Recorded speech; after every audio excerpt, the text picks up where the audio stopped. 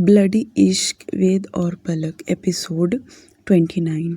Next day 8:10 पवन Mumbai airport पर आकर रुका था क्योंकि वेद ने उसे कल ही कॉल करके कह दिया था कि पलक इंडिया जा रही है, उसे पिकअप करने पवन जाए। पवन तो फ्लाइट आने से पहले ही 2 घंटे जाकर वहाँ रुका था और जब अनाउंसमेंट हो गया कि फ़्लाइट लैंड कर चुका है तो पवन कतार में खड़ा था।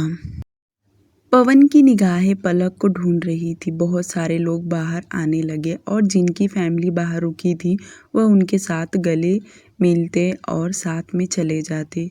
पवन को लगा अब पलक आएगी, पर पलक तो कहीं दिखाई नहीं दे रही। धीरे धीरे करते सभी लोग निकल गए, अब कोई भी नहीं आ रहा था। उसके बाद दूसरी फ्लाइट अनाउंसमेंट हो गया जो कहीं और कंट्री से आई हुई थी। वह लोग भी बाहर आने लगे जो देखकर पवन घबराने लगा। उसने तुरंत अपना मोबाइल लिया और वेद को कॉल लगाया, पर वेद उसका कॉल रिसीव नहीं किया। पवन लगातार वेद को कॉल किए जा रहा था क्योंकि उधर मॉर्निंग का टाइम था और वेद बहुत गहरी नींद में सोया हुआ था। रात के 12 बजे पवन अभी भी एयरपोर्ट के बाहर ही खड़ा था। वह चारों तरफ पलक को ढूंढने लगा। उसे लगा हो सकता है कि पलक बाहर निकल गई हो और कहीं साइड में जाकर खड़ी हो। पलक जब मुंबई आई थी तो उसके पास मोबाइल था। पवन उसे मैसेज करने लगा पर पलक का कोई रिप्लाई नहीं आया। उधर कैलिफोर्निया में जब वेद करीब 9 बजे सोकर उठा तो बेड पर लेटे ही सबसे पहले अपना मोबाइल लेकर चेक किया तो पवन के 35 मिस कॉल शो कर रहा था। ऊपर से उसके अनगिनत मैसेज जो देख वेद तुरंत कॉल डायल किया और बेड पर से उठते हुए सोफे की तरफ बढ़ गया। वेद ने जैसे कॉल किया एक ही रिंग बजा हुआ कि पवन ने कॉल रिसीव कर लिया। पवन के बोलने से पहले ही वेद बोला, तुमने इतने कॉल किया, क्या हुआ? पवन बोला, बॉस फ्लाइट लैंड करने से 2 घंटे पहले ही आकर यहाँ पर खड़ा था, पर अभी तक पलक मुझे दिखाई नहीं दी और जब फ्लाइट लैंड की अनाउंसमेंट हुआ तब मैंने सुना जहाँ पर सभी पब्लिक खड़े थे, अपने गेस्ट के आने का इंतज़ार कर रहे थे, वहीं पर मैं भी खड़ा था। सभी के जाने के बाद न जाने कितने फ़्लाइट लैंड किए। मुझे लगा कि शायद वह दूसरी फ़्लाइट से आती हो। अब 12 बज गए हैं पर अभी तक पलक मुझे दिखाई नहीं दी। मैं आसपास की जगह पर भी चेक किया, शायद वह दूसरे रास्ते से निकल गई हो, पर वह दिखी नहीं। मैंने उसे मैसेज भी किया, कोई रिप्लाई नहीं आया। पवन एक ही सांस में सारी बातें बोल गया जो सुनकर वेद भी परेशान हो गया। वेद पवन को ही कहने लगा, तुमने ध्यान नहीं दिया होगा, तुम अच्छे से चेक करो, जाकर अंदर पूछताछ करो क्योंकि यहाँ से तो टाइगर ने उसे फ़्लाइट में बिठाया है। वह इतनी भी समझदार नहीं है जो दूसरी फ़्लाइट में जाकर बैठ जाए। पवन मायूस होते हुए बोला, बॉस मैं बाहर हर जगह देख लिया पर मुझे पलक नहीं दिखी। मैं एक बार अंदर इंक्वायरी काउंटर पर चेक करता हूँ। उधर से वेद बोला, कॉल चालू ही रखना। पवन दौड़ते हुए अंदर गया जहाँ पर चेक आउट करते हैं। वहाँ पर उसने पलक मिश्रा के नाम से पूछताछ किया, जिस पर उन्होंने आईडी मांगा तो वेद ने उसकी आईडी व्हाट्सएप किया। पवन ने तुरंत दिखाया जो देखकर उन्होंने तुरंत बताया कि वह तो कब की चेकआउट करके निकल गई है। यह आवाज़ वेद ने भी सुना और पवन तो घबराते हुए कहा, कब, कितने बजे? जो सुनकर वह आदमी बोला, जब 10 बजे फ़्लाइट लैंड की उसी वक्त। पवन तुरंत साइड में हो गया और मोबाइल कान पर लगाया। वेद गुस्से में बोला, तुम थे कहाँ? क्या तुम टाइम पर पहुँचे थे? जो सुनकर पवन बोला, बॉस अगर आपको यकीन नहीं तो मेरे साथ एक ड्राइवर भी है, आप उससे पूछ लीजिए। यहाँ का सीसीटीवी कैमरा चेक कर लीजिए, मैं कब से आकर यहाँ पर खड़ा हूँ। वेद पवन को ही बहुत सुनाने लगा क्योंकि वेद भी बहुत परेशान हो गया था। वेद के मन में तरह तरह के बुरे बुरे ख्याल आने लगा। उसे सबसे ज़्यादा डर इस बात का लगा कि कहीं थॉमस ने उसके साथ कुछ किया तो नहीं। वेद घबराते हुए पवन को कहा, तुम ऐसा करो, पुलिस को इन्फॉर्म करो और उनसे कहो सीसीटीवी कैमरा चेक करना है। जितने बजे की फ़्लाइट लैंड की थी पलक को देखना है और वह फुटेज मुझे भी भेजना। वेद की बातें सुनकर पवन ने हाँ कहा और वह अंदर जाकर पुलिस को कंप्लेन किया। उन्होंने इस वक्त का सीसीटीवी कैमरा चेक करने लगे क्योंकि यह ज़्यादा देर की बात नहीं थी। बहुत अच्छे से बारीकी से उन्होंने कैमरा चेक किया तो जिसमें पलक साफ साफ दिखाई दे रही थी और जहां पर सभी लोग अपनी फैमिली को लेने के लिए खड़े थे पलक वहां तक गई और वह 2 मिनट वहीं खड़ी थी। शायद उसने पवन को देख लिया था। उसके बाद वह पीछे मुड़ी और दूसरे रास्ते से निकलकर चली गई। यह देखकर वेद का चेहरा उतर गया और वह यह सीसीटीवी मांग कर लिया और वेद को भेज दिया। वेद ने जब यह फुटेज देखा तो उसे समझने में देरी नहीं लगा कि पलक गुस्से में वहां से गई और वह पवन के साथ नहीं जाना चाहती थी, बल्कि उसका गुस्सा तो वेद के साथ था। वेद सच में परेशान हो गया।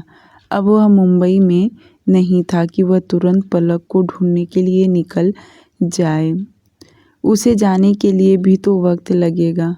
वह टाइगर को बुलाया और कहा, टाइगर, अभी 1-2 घंटे के बाद जो भी फ़्लाइट रहेगी इंडिया जाने के लिए जल्दी से बुक करो, हमें अभी निकलना है।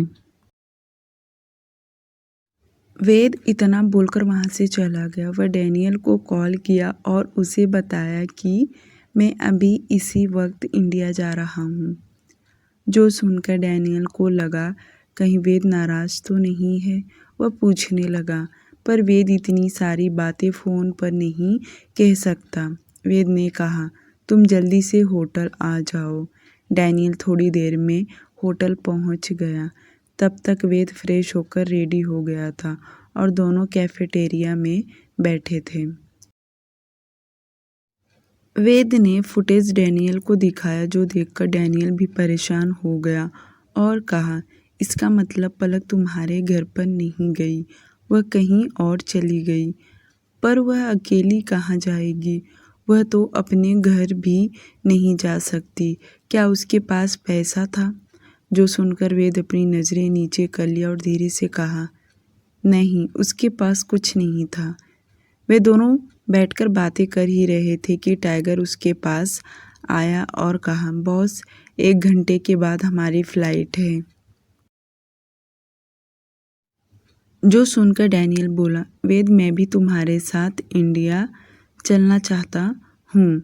जो सुनकर वेद बोला, नहीं, जो पेंडिंग काम है वह तुम देखो, मैं तुमसे बाद में मिलूँगा। यह सुनकर डैनियल बोला, अच्छा ठीक है, तुम जाओ, मैं सब काम निपटाकर मैं खुद तुमसे मिलने इंडिया आऊँगा। जो सुनकर वेद ने भी हाँ कह दिया और वेद खड़ा हुआ डैनियल को हग किया। उसके बाद वह होटल रूम में आया और अपने कपड़े पैक किया और जल्दी से वह एयरपोर्ट पहुंच गया। वेद का इस वक्त जरा भी मन नहीं लग रहा था। उसे बार बार पलक की ही याद आ रही थी। सबसे ज़्यादा टेंशन उसे इस बात का लग रहा था कि इतनी रात को वह कहाँ गई होगी, क्या कर रही होगी, क्योंकि इंडिया में तो रात था। वेद ने तुरंत पवन को कॉल लगाया और कहा, तुम सभी गार्ड को कह दो कि एयरपोर्ट के बाहर उसे ढूंढे। वह ज़्यादा दूर नहीं गई होगी। उसे मुंबई का कुछ भी पता नहीं है। वह वहीं कहीं साइड में रुकी होगी। वेद इतना बोलकर कॉल कट कर दिया और इधर पवन कुछ गार्ड को कॉल करके तुरंत बुलाया और उन्हें भी पलक को ढूंढने के लिए कह दिया और खुद भी ढूंढने लगा। अगले दिन रात में वेद इंडिया पहुंच गया।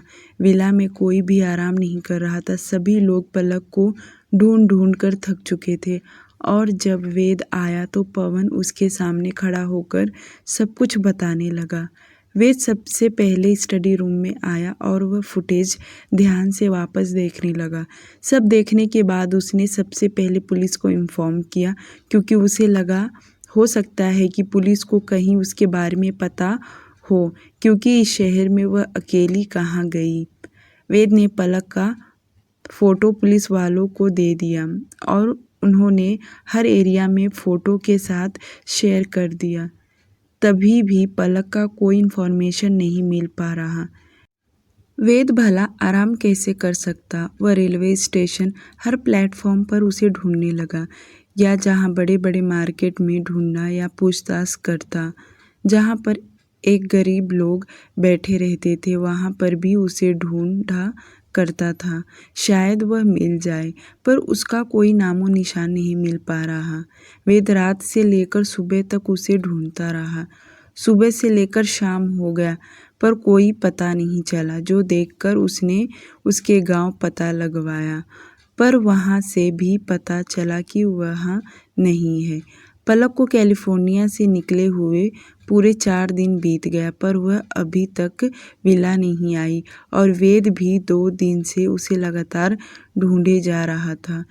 डैनियल बार बार कॉल करके इन्फॉर्मेशन ले रहा था कि पलक मिली कि नहीं मिली, पर हर बार वेद यही कहता कि वह नहीं मिल रही। वेद ने बहुत सारे गार्ड्स और क्राइम ब्रांच सभी को ढूंढने के लिए लगा दिया था, पर पलक नहीं मिल पा रही थी। वेद को अब अपने आप पर गुस्सा आने लगा था कि उसे इस तरह भेजना ही नहीं चाहिए था। उसके साथ एक गार्ड को भी भेजना जरूरी था, क्योंकि ऐसा होगा इसका अंदाजा वेद को जरा भी नहीं था। वेद उसके गुस्से को अच्छे से भांप लिया कि यह लड़की बहुत ज़्यादा गुस्से वाली है, ये गुस्से में कोई भी कदम उठा सकती है। 8 दिन बाद, आज पूरे 8 दिन बीत चुका था, पर पलक मिल नहीं। वह ठीक तरह से खा पी नहीं रहा था। उसे टेंशन लगा था कि शायद उसके साथ बहुत कुछ बुरा हुआ है। अब तो कैलिफोर्निया में डैनियल भी परेशान हो गया और उसने आधा अधूरा काम छोड़कर इंडिया आने के लिए निकल पड़ा, क्योंकि उसका दोस्त इस वक्त बहुत परेशान है। डैनियल जब इंडिया पहुंचा तो उसे देखकर वेद को अच्छा लगा, क्योंकि वह अपनी सारी प्रॉब्लम उसके साथ शेयर करता है। वेद डैनियल के सामने खुद को कोसते हुए कहा, तुम सही कह रहे थे, मुझे उसे नहीं भेजना चाहिए था, पर मुझे क्या पता था कि यह लड़की ऐसा कुछ करेगी। मुझे लगा कि मैं उसे भेजकर सही कर रहा हूँ। मैं नहीं चाहता था थॉमस के हाथ वह लगे और वह मेरी कमजोरी बन जाए।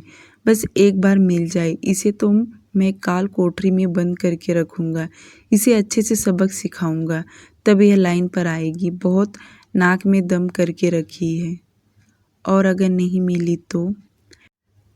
डैनियल का इतना कहना कि वेद गुस्से से उसकी तरफ देखते कहा, क्या मतलब नहीं मिली तो? यही कि शायद वह मर गई हो तो। सॉरी। वेद जो पहले से परेशान था, डैनियल के मुंह से यह सुनकर गुस्से में उसका कॉलर पकड़ के दांत पीसते कहा, सीरियसली तुम पागल हो? यह क्या बातें कर रहे हो? यह बताने के लिए तुम कैलिफोर्निया से यहाँ मुझे आए हो? अगर ऐसा उसके साथ हुआ होता ना तो पुलिस को खबर मिल जाता। डैनियल लगातार सॉरी कहने लगा। वह देख सकता था कि वह पलक को लेकर कितना सीरियस है। वेद ने उसका कॉलर छोड़ दिया और टेबल पर हाथ पटकते हुए कहा, डैनियल, मुझे तुमसे ये उम्मीद नहीं था। डैनियल आगे बोला, वेद 8 दिन के ऊपर हो गया है, लड़की मिली नहीं और उसके लिए यह अनजान शहर है।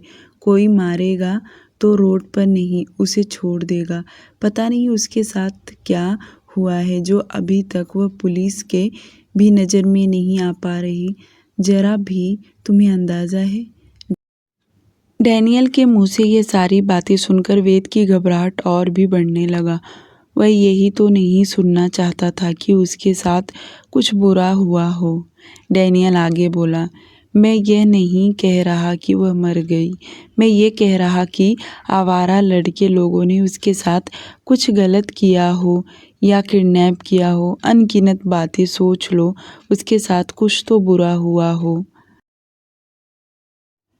वेद गुस्से में बोला, डैनियल प्लीज़ चुप हो जाओ, एक भी शब्द इसके आगे मत कहना। डैनियल चुप हो गया, पर दोनों एक साथ ही बैठे रहे। 5 मिनट के बाद डैनियल आगे बोला, देखो हमने जहाँ जहाँ उसे ढूंढ लिया है वो सारी जगह छोड़कर अब हमें ऐसी जगह पर ढूंढना होगा जहाँ पर हमें लगता हो कि पलक यहाँ हो सकती। वेद कुछ बोल नहीं रहा था, बल्कि अपने दोनों हाथों से सिर के बालों को पीछे की ओर ढकेलने लगा। उसे देखकर ही पता चल रहा था कि वह कितना परेशान हो चुका है। डैनियल आगे बोला, मैं भी पलक को ढूंढने में तुम्हारी मदद करूंगा, पर हम दोनों अलग अलग टीम बनाकर उसे ढूंढेंगे।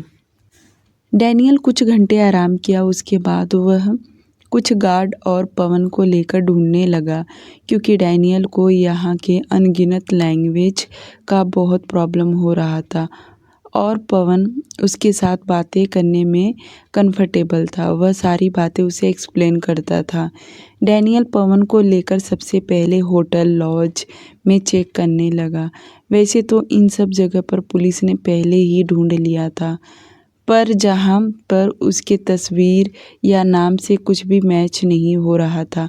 उसके बाद डैनियल रात में रेड लाइट एरिया में गया, जहाँ पर लड़कियाँ अपने जिस्म के धंधे करती थी।